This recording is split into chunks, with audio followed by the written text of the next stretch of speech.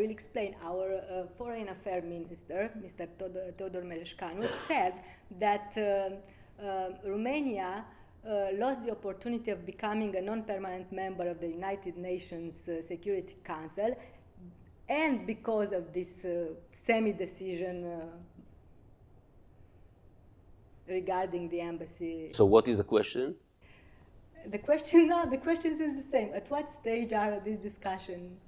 I hope, Israel hope, to see the Romanian embassy moving from Tel Aviv to Jerusalem. Let's put it in a wider context. Okay. The relationship between the Jewish people and Jerusalem started.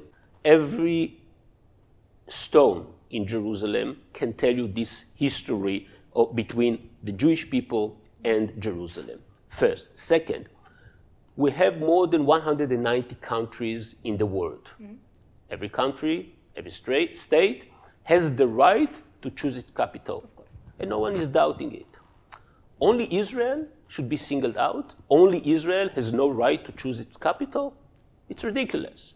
And third, de facto, Jerusalem, and also the Euro, Jerusalem is the capital of Israel. When a foreign leader is coming to Israel, he's coming to visit the Israeli president, where? In Jerusalem. He comes to meet the Israeli prime minister, where? In Jerusalem. When a foreign diplomat is presenting his credential to the Israeli president, where is he presenting his credentials? In Jerusalem. When someone from a foreigner, a leader, is coming to Israel and he wants to address the Israeli people, he speaks at the Israeli parliament. Where is the Israeli parliament? In Jerusalem. So in facto, de facto, and de jure, Jerusalem is the capital of Israel. We are expecting from our friends to move the embassy, the same like the United States did, from Tel Aviv to Jerusalem. This will change the status quo in the region. How exactly? Because Palestinians are saying that Jerusalem is their capital too. That's the problem, not the cultural one. Because of course there is one big difference. There is one big difference.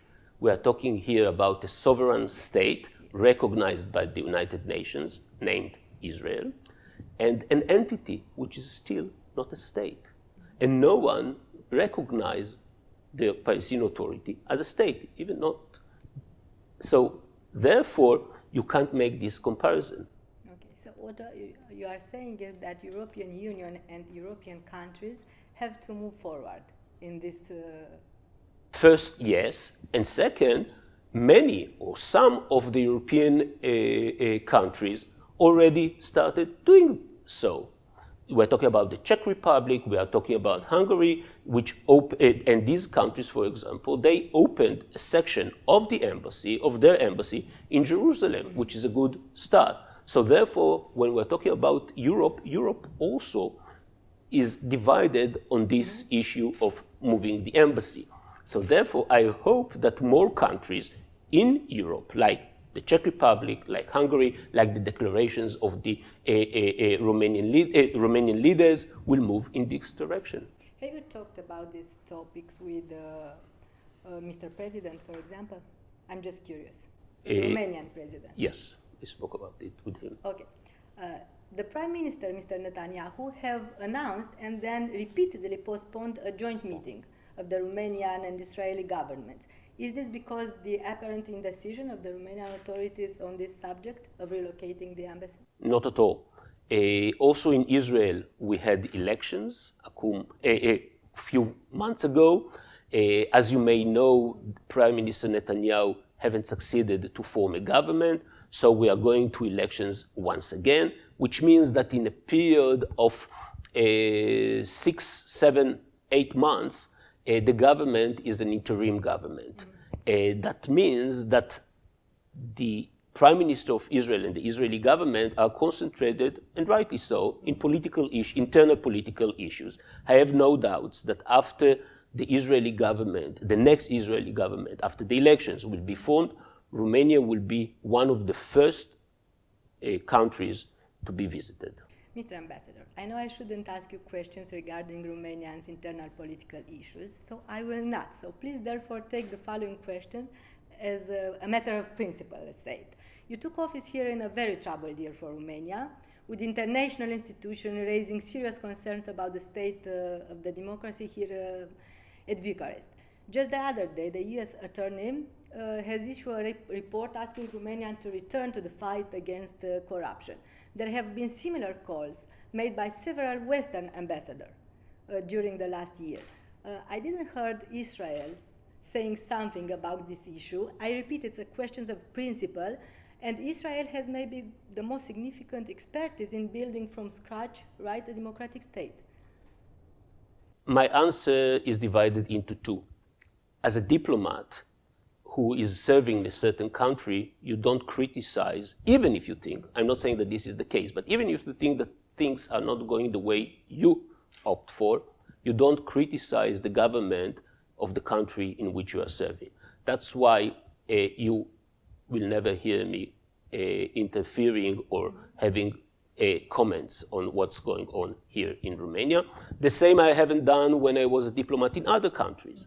First. Second, Romania is a democracy.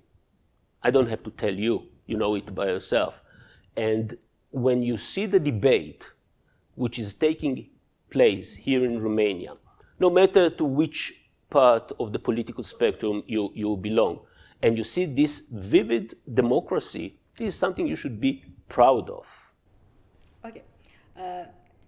As you said, although he won after a very close race the election, Prime Minister Netanyahu was forced to admit that he failed to create a majority for the Knesset around his party and his partners from the far-right parties. And I would like to stop a little bit here. Is nationalism on the rise in Israeli politics these days? I hope not. But this is the democratic play, you know. You have parties, you have leaders of parties who are looking to be elected, and they are using sometimes also extremism. And this is true not only in Israel, this is true all over the world. What is important is at the end, what are the guidelines of the government? And right now, as you can see, these right-wing parties are not part of the Israeli government. Second, as we saw, Israel is going once again to the elections. And let's meet once again after the next Israeli government will be formed. And then we'll discuss about the guidelines of the Israeli government. Okay. As you said, nationalism, populism, illiberalism, all rely on narrative stories that take advantage of people's emotions and fears. This is the best ground for the fake news. In fact, this is the main theory of an Israeli writer, Yuval Noah Harari. He says that whoever controls the stories a society listens to wins the elections.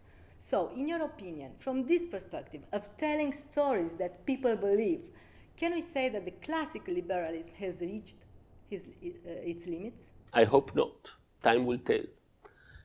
I want to remind you that we, as the Jewish people, we suffered a lot from these false narratives which were created against the Jewish people in the past.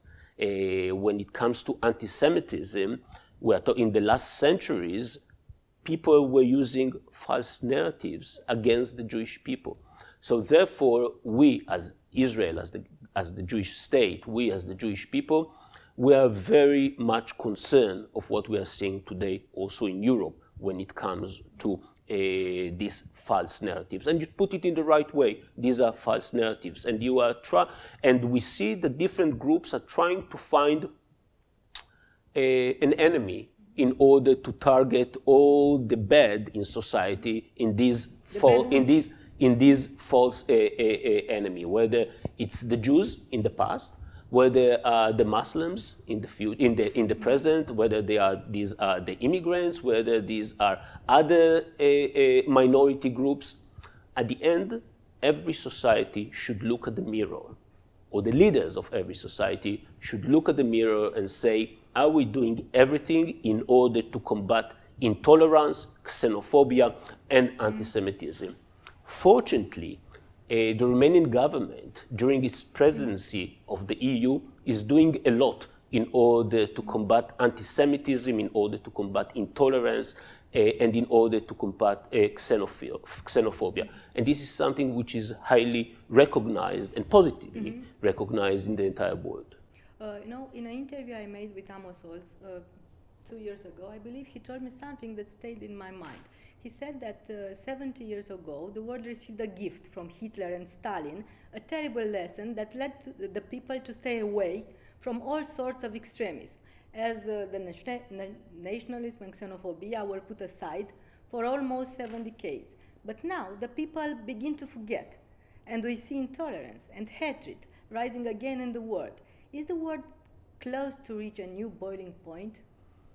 I hope the world we are talking about will soon understand that something should change. Something should change in the fact that our societies are divided. Today, if you look at our societies, when I'm talking about our societies, I mean Western societies. Western societies are polarized. It's true about the American society. It's true also about Israel. I see the Israeli society after the last elections. Leaders should find ways to build bridges between different parts of society. It's not easy. It's not easy because it's not populism. And sometimes it means to go against populism. But this is what leadership is. This is what I hope, I believe, the majority of people want to see leaders who are trying to bring or to build bridges.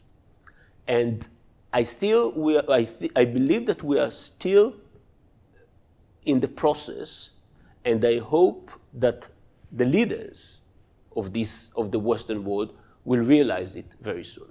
Domnule ambasador, relațiile culturale și sociale între două națiuni, între două popoare, au de cele mai multe ori o dinamică diferită decât cele politice, cele diplomatice. În ultimii ani, bună oară, cultura israeliană este foarte prezentă la București. S-au tradus foarte multe cărți, foarte mulți scriitori din Israel au venit la București, Edgar Keret, Eshkol Nevo, Meir Shalev, Fania Oz.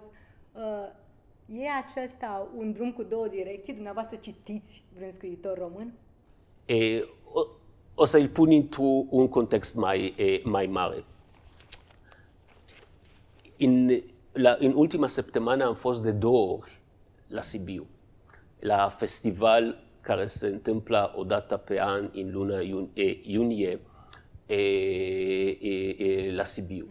Și faptul că anul acesta am avut o reprezentare foarte mare din Israel la Sibiu, asta înseamnă că nu numai voi, romani, citiți mult despre Israel. Asta arată că și oamenii din Israel, oamenii de cultură din Israel, vin aici fiindcă ei au un interes. Au interes fiindcă lumea aici vrea să vadă, vrea să audă, vrea să citească.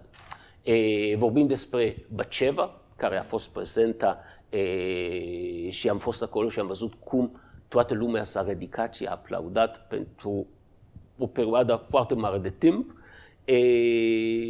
Am avut și pe Vertigo, am avut și pe Hanoch Levin, o scenă de Hanoch Levin, o piesă de Hanoch Levin care a fost prezentată acolo.